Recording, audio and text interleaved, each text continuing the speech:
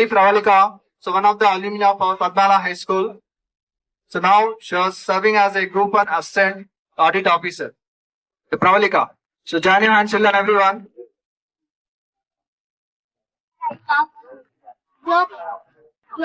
Good morning, everyone. I feel very honored to be here. Firstly, I see an environment of Disneyland here with so many angels dressed up in white color with their wings and so many colorful dresses here. I really feel like a celebration, a happy Children's Day to one and all. One thing to say is being a child is the most happiest time. Later, you get to see a lot of things and you might miss your childhood. So this is the time where you can cherish lot of happiness, memories throughout your life.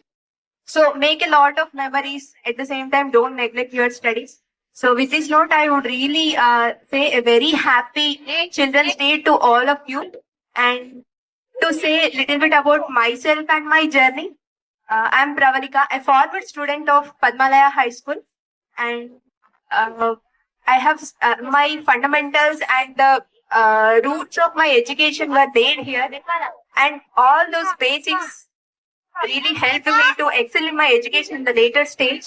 So after my 10th class, I have done intermediate from Shraddha Junior College and later pursued engineering from VNR Vignan Jyoti.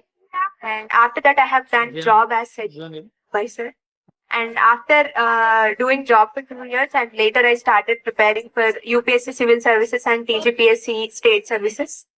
And from then on, it is a very different tiresome journey, more of like a roller coaster. Okay, I see there is some some confusion thing.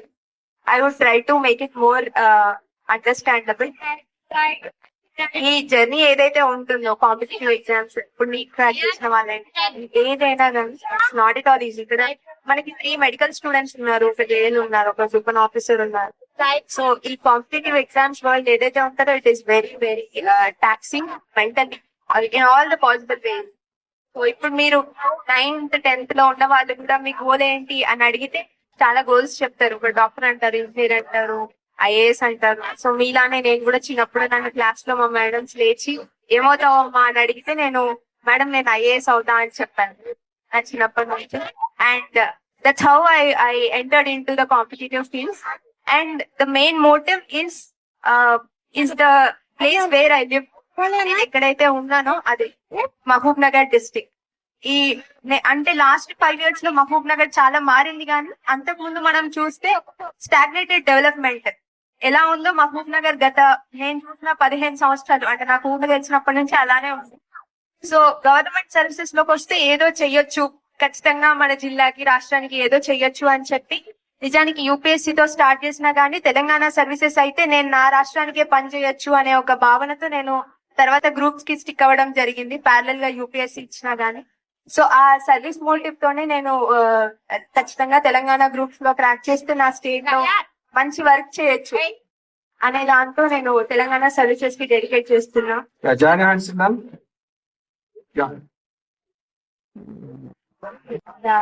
And ఈ అదే అంటే చెప్పాను కదా, మహబూబ్ నగర్ ని చూస్తూ ఖచ్చితంగా ఇలాంటి చాలా మంది అనేవాళ్ళు.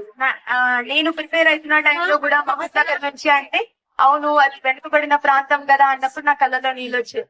నా ఫ్రెండ్స్ తో ఆర్గ్యూ చేసేదాన్ని, తిట్టేదాన్ని, మీకేం తెలుసు అంటే ఎలాంటి ప్రజలు ఉంటారో మీకేం తెలుసు అని మాట్లాడేదాన్ని.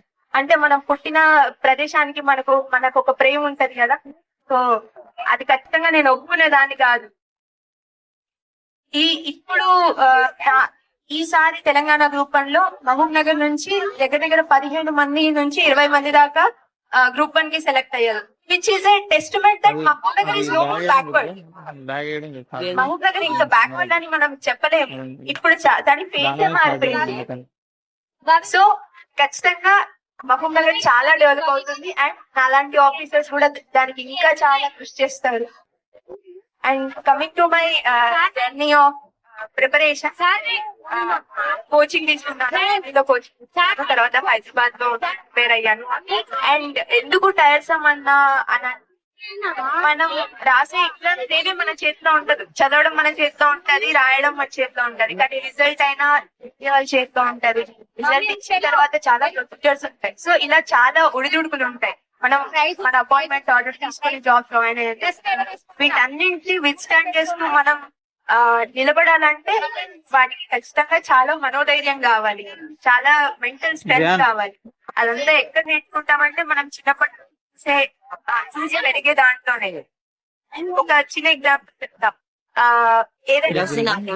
ఎలా చిన్నప్పుడు మేము నేషనల్ యాంథమ్ పాడాం ఇక్కడ మెయిన్ బ్రాంచ్ స్కూల్ ముందు గ్రౌండ్ లో. సుదర్శన్ సార్ అని మా పీటీ సార్ చేయించేవాళ్ళు. అండ్ వంశీమోహన్ సార్ కూడా ఎదురుగా నిలబడి, సార్ ఒక గంభీరమైన ఫేస్ ఉంటది, ఇదప్పుడు చూస్తేనే ఎంత పర్ఫెక్షన్ అంటే జనగణమన తప్పు పాడితే సింగ్ అగైన్ అనేది, కొద్దిగా తప్పు పడితే Singh again.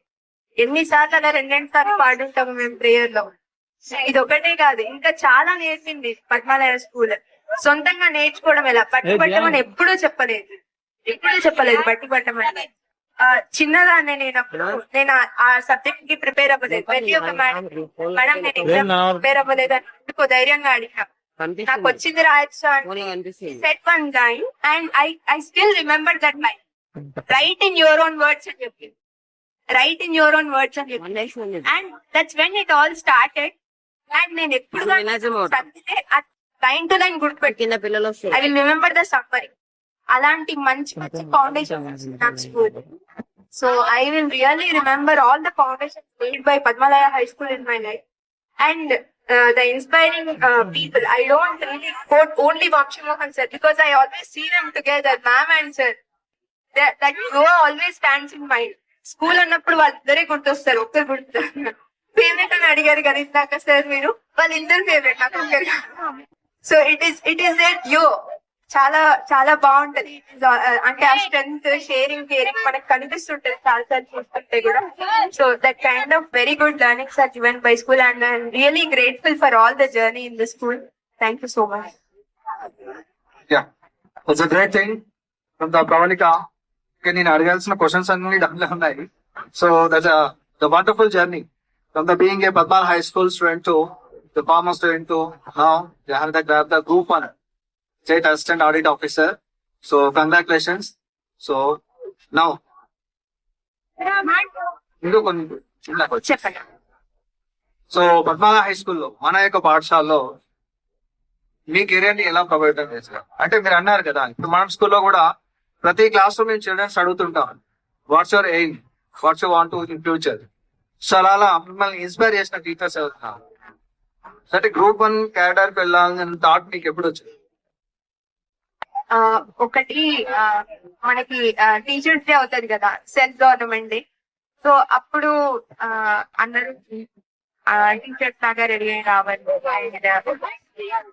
They will mock their teachers, not mock exactly. They will take the classrooms to the students. అప్పుడు DO అని ఒక పోస్ట్ ఉంటది, విచ్ ఇస్ లైక్ వాళ్ళు కార్లో ఎంటర్ అవుతారు అండ్ వచ్చి అన్ని ఇన్స్పెక్షన్ చేస్తారు. అంటే ఇక్కడ నెగటివ్ గా కాదు ఇన్స్పెక్షన్, అంటే అసలు క్లాసెస్ సరిగ్గా అవుతున్నాయా లేదా, అండ్ టీచర్స్ కరెక్ట్ గా చెప్తున్నారా లేదా, వాళ్ళు వచ్చి కూర్చోవడం, ఆ 2 నిమిషాలు ఎక్స్పెక్ట్ చేసేదే ఇట్స్ ఎ బిగ్ థింగ్ అక్కడ. సో అంటే ఒక గవర్నమెంట్ ఆఫీసర్ కు ఉండే పవర్ అక్కడ నెగటివ్ పవర్ కాదు, it is more of the responsibility than an authority. So అక్కడ ఉండే రెస్పాన్సిబిలిటీ ఏంటి అంటే ఖచ్చితంగా అక్కడ అన్ని సరిగ్గా జరగాలి. So that is the power of the government officer. So నాకు అదే అనిపించింది, నా జిల్లాకి, రాష్ట్రానికి అండ్ ఎవరికి ఏం చేయాలన్నా కూడా గవర్నమెంట్ లో ఉండడం చాలా ప్రభావితం చేస్తుంది అని నాకు ఆ సెల్ఫ్ గవర్నమెంట్ డే అండ్ చాలా సెలబ్రేషన్స్ లో అనిపించింది. So that is a very inspiration day for you, for all of us also. So నాకు కూడా వన్ ఆఫ్ స్కూల్ మెంబర్స్ తో ఉన్నప్పుడు I want to become a principal అంత రోడ్, దాని నుంచి పెద్ద ఫైటింగ్ చేశాను later and that. So and one more question for you. So ఈ యొక్క టైం మేనేజ్మెంట్ ఎలా ఉంది, especially for the class of 9th and 10th students? So better to listen these the words మా, it's a very valuable words for you. So ప్రతి విద్యార్థి యొక్క జీవితంలో సమయం అనేది చాలా ముఖ్యం, అమూల్యం అనేది. సో టైం మేనేజ్మెంట్, సో అది మీరు ఎలా చేశారు? Time management regarding your preparation,